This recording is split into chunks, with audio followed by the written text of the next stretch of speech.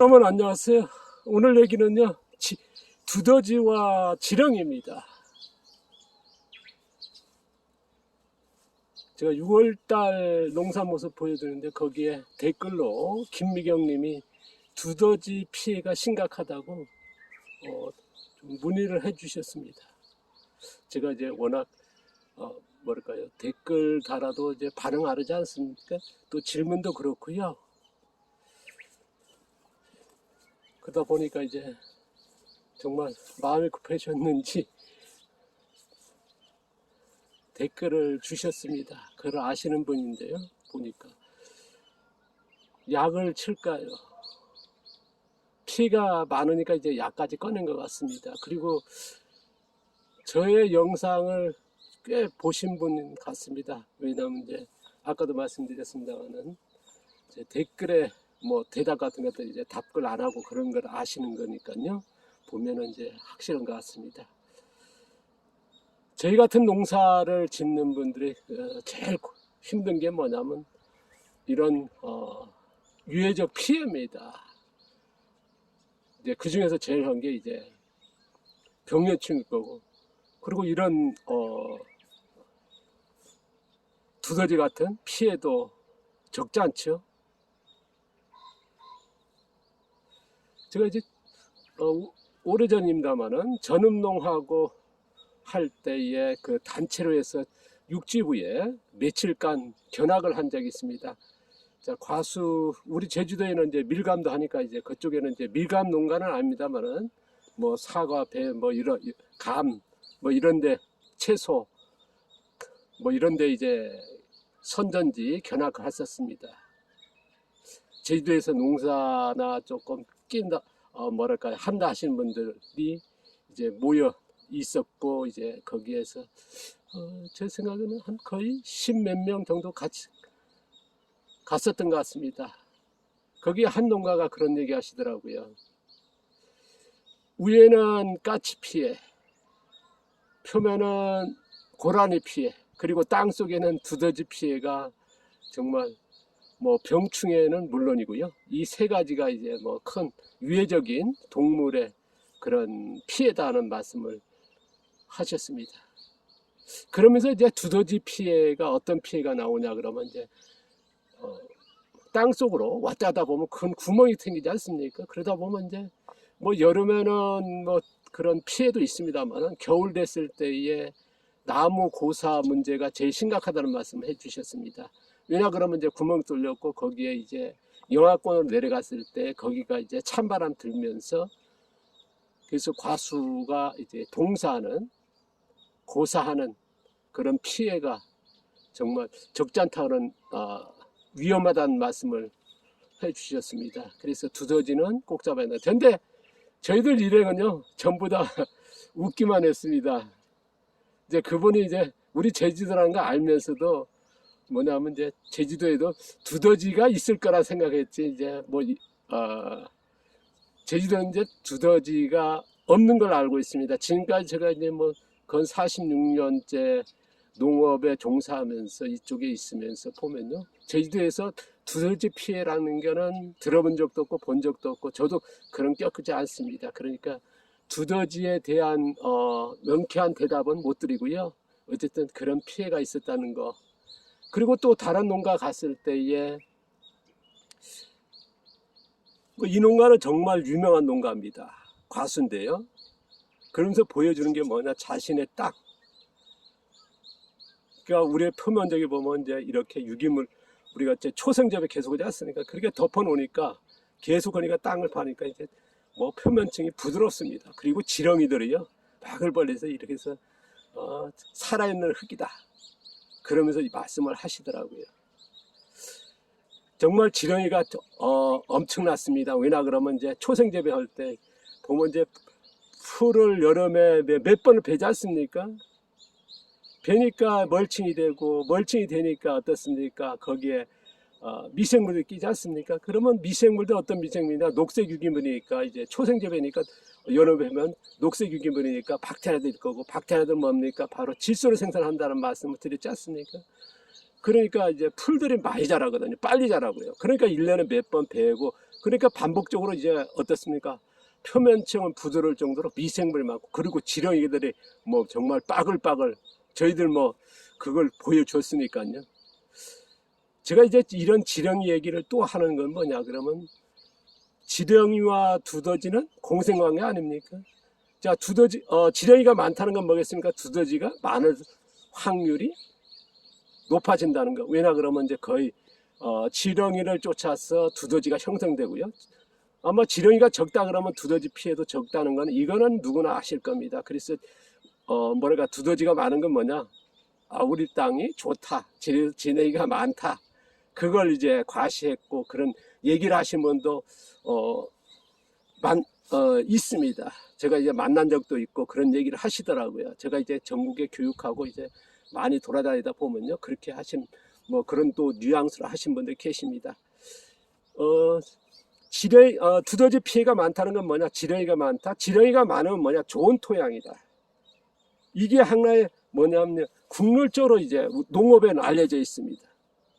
그러면 정말 지렁이가 많은 토양은 좋은 토양일까? 뭐 이걸 한번 이제 생각할 필요가 있는데요. 뭐 김미경 님이 이제 두더지 피해가 있으니까 약을 칠까요? 그거는 이제 제가 어떤 대답도 못 하겠습니다. 뭐 두더지 약이 많이 나와 있으니까요. 두더지 약이 나와 있는데 그게 보통 독한 게 아니라고 그러더라고요. 손에 대서도 안 되고, 또 그런 향기 맡으면 또 두더지가 약도 안 먹을 정도로. 그래서 뭐 쉽게 해결하는 방법이긴 합니다. 근데 이제 제가 이제 전국에 이제 다니다 보면 저희 같은 농사에서는 어쨌든 두더지 피해가 있거든요. 비닐 멀칭도 안 하지요. 유기물 이렇게 덮죠. 그러니까 두더지 피해가 많죠. 왜냐하면 지렁이가 많아지니까. 그러니까 제일 많이 하는 게 뭐냐? 바람돌이, 바람개비죠. 바람이 불면 이제 바람개가 돌아가면서 이제 땅 속으로 이제 쇠막대가 들어가니까 그게 울리니까, 그러니까 소음 때문에 어떻습니까? 두더지를 피해가는 거죠. 그리고 제가 이제 잊지 못할 한 농가가 있습니다. 뭐 농가라긴 그런데 이제 아주 소규모 농가인데요. 그분 같은 경우는 뭐냐면 쇠덩이를 이제 밭에서 들어가면서 이제 큰 오한마라 그러죠. 큰 망치를, 쇠망치를 두드립니다.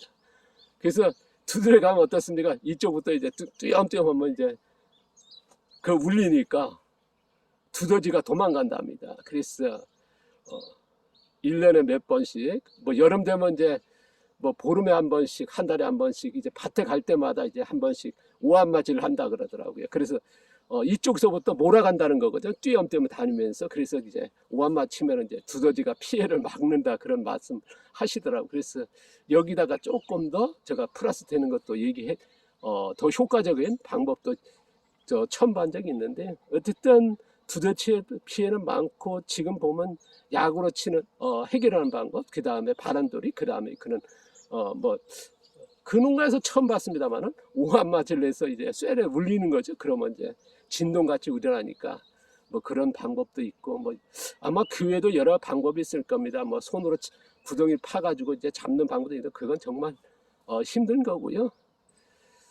제가 이제 말씀드리고 싶은 건 뭐냐면, 아까 지렁이 얘기 끝냈습니다. 지렁이가 많으면 두더지가 많고, 그러면 두더지가 많다는 건 뭐냐? 지렁이가 많으니까 좋은 토양이다. 그러면 지렁이가 많으면 진짜 좋은 토양이라고 하는 정석적으로 이제 가고 있습니다.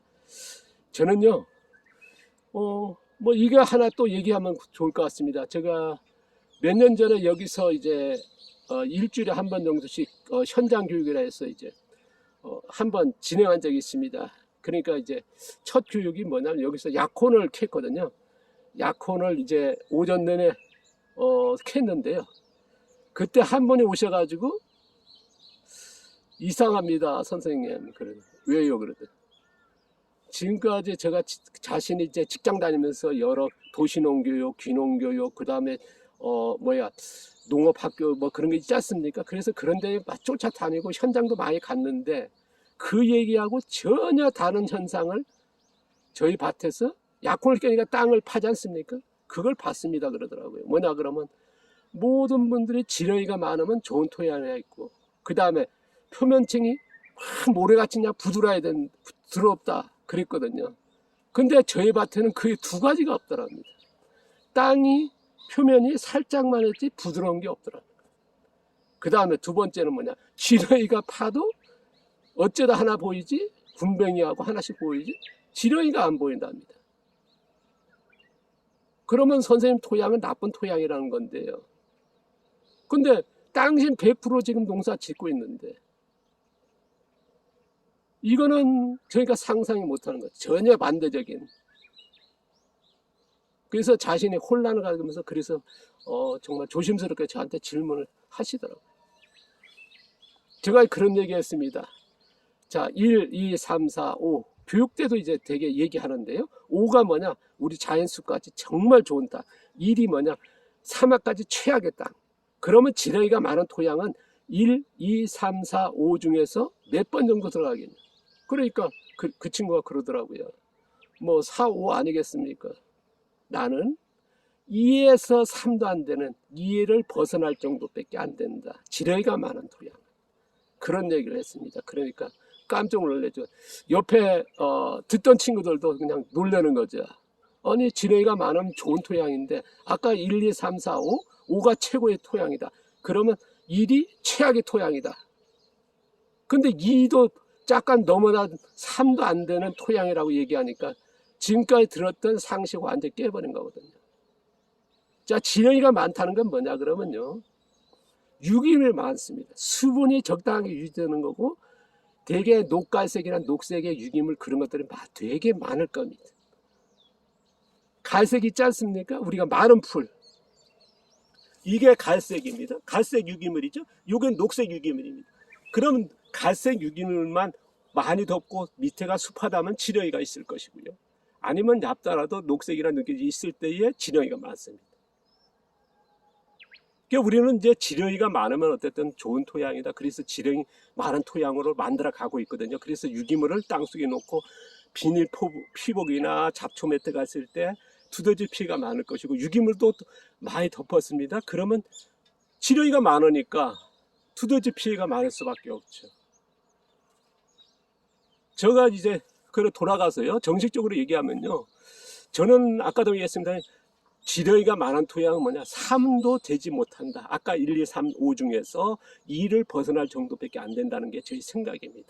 그러면 어떤 토양을 만들었냐, 좋은 토양은 어쨌든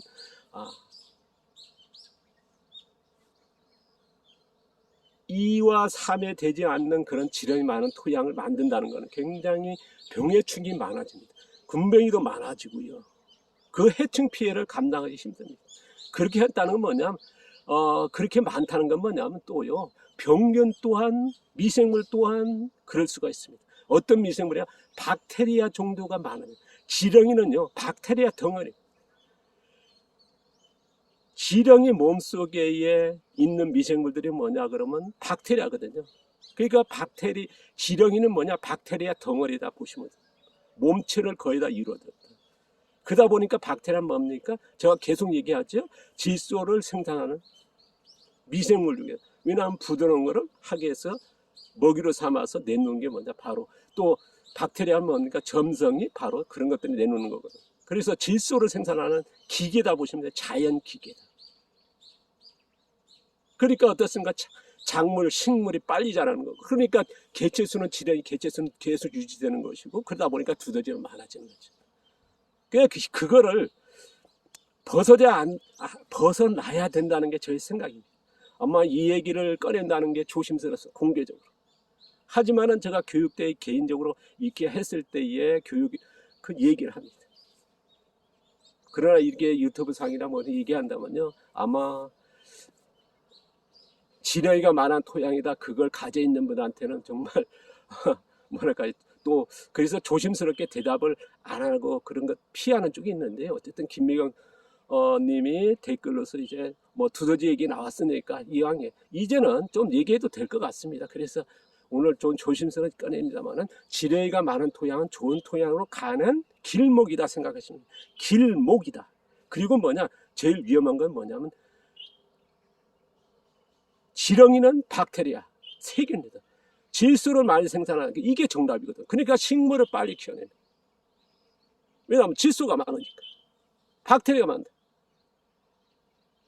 그럼 어떻습니까? 병균도 많아져서. 그러니까 병이 발생할 확률이 굉장히 높아져요. 작물은 잘 돼. 그러니까 촉성재배, 초촉성재배의 전형적인 토양이 되는 거예요. 그러니까 병해충에 노출될 수밖에 없는, 그리고 두더지에 문제될 수밖에 없다. 그건 거꾸로 얘기하면요. 제가 우리 다시 한번 말씀드리면 어쨌든 지렁이도요. 조금 보일 듯 볼 듯 그렇게 많고 먼 토양은 벗어나야 된다는 게 제 생각이고요. 그런 방법을 뭐 제가 이제 100강 이전에 그거 얘기는 했습니다. 멀칭에 대해서. 근데 그걸 안 보셔요. 제가 이제 서두도 길고 막 하니까 뭐 짧게 임팩트하게 매출만 얘기해라. 그냥 귀찮은 거예요. 그냥 뭐 지금 뭐 16절 하나의 농업의 역사 다 담아내지 않습니까? 뭐 비료 매포하고 농약 멋지고 뭐 그게 임팩트 끝나니 그걸 바라는 거거든요. 그러니까 토양 살려 무슨 개념 어디 있습니까? 그냥 뭐 퇴비 놓고 비료 놓고 또 그 나빠지면 뭐냐 유기물 땅속에 넣어라. 그게 정말 입증된 것도 아니고 30년 유기물 넣으니까 어떻습니까? 지렁이는 많아질지 모르죠. 많아지니까 좋은 토양이다. 그런데 병해충은 어떻습니까? 중과하게 되고 작물은 잘 자라지만 그러니까 촉성 재배되는 거고 단기 재배되는 거고 그러니까 어떻습니까? 품질은 떨어지게 되고 토양은 점점 더 나빠지는 이게 지금 일어나고 있는 거거든요. 그래서 어쨌든 답은 뭐냐? 두더지 양을 줄이는 겁니다. 자연적 발생을 줄이는 거다. 줄이는 방법은 뭐냐? 지렁이 발생을 줄여야 된다. 지렁이 발생 줄입니다. 그러면 어떻게 가느냐? 작물은 어쨌든 우리 같이 지연재배, 초지연재배 가는 토양이 돼야 된다는 거죠. 그러면 지렁이가 많다는 뭐냐? 박테리아가 많다. 많다는 건 뭐냐? 질소가 많으니까 작물이 빨리 자라는 거 촉성재배, 초성재배 되는 거거든. 그러니까 지렁이가 많아지니까 어떻습니까? 두더지가 많아지는 거고요. 그러니까 근본적인 접근을 해야지. 뭐 지금 바라는 건 뭐겠습니까? 두더지에 보면 이제 뭐 다 그걸 겁니다. 약 아니면 바람돌이 그거거든요. 그러니까 근본적으로 접근해야 된다. 그러니까 병해충 무농약이라면 4가지가 있습니다. 화학농약으로 어떤 분은 화학농약 하니까 아예 빼버린 거고요. 무농약 첫 번째. 근데 친환경 농약 쓰신 분 되게 많죠. 무농약인데 두 번째 뭐냐? 무농약 또 하는 방치 그냥 하늘만 쳐다보면서 그냥 세워 또 무농약이 있습니다. 저희 같이 철저하게 그러한 방법으로 가는 거예요. 그러니까 두더지 피해를 어떻게 할 거냐, 극복할 거냐. 뭐 간단한 방법, 바람돌이나 망치질 하는 것도 있습니다만은 근본적인 뭐냐, 바로 지렁이 양을 개체수를 줄여라. 줄이는 건 뭐냐, 바로 멀칭이고 토양 유지 방법입니다. 지금까지 나온 개념을 좀 버리시고 바꿨으면 좋겠다. 좀 오늘 얘기가 많이 길어졌는데 이건 굉장히 중요하죠. 또 이거 내놓으니까 또 댓글 달고 뭐 하실 겁니다. 뭐 다 지워버리면 될 거고요. 어쨌든 그러니까 정말 이 깊이 있고 제가 경험하고 계속 비교 실증하지 않습니까? 제가 이제 지렁이만 해도 언제냐면 1983년도 그쯤에 그때는 이제 지렁이 복부인까지 있을 정도에 토룡탕이라서 그때 지렁이만 거의 3년을 키웠었습니다. 흙의 지렁이와 우리가 이제 양식하는 아니면 음식물이라든가 뭐 낙지에 쓰는 지렁이하고 다른 지렁이거든요. 형태가 한번 이거에 대해서 또 얘기할 거고요. 그럼 지렁이에 대해서 조금 더 아실 거고 그럴 거라 봅니다. 자, 오늘 길어졌습니다만 어쨌든 두더지와 지렁이의 관계에 대해서 좀 말씀드렸고요. 어쨌든 명쾌한 대답을 못해서 죄송합니다. 선택은 김미경 선생님이 선택을 하셔야 됩니다. 그러나 영구적인 해결 방법으로 찾아가는 접근하는 방법도 중요하다.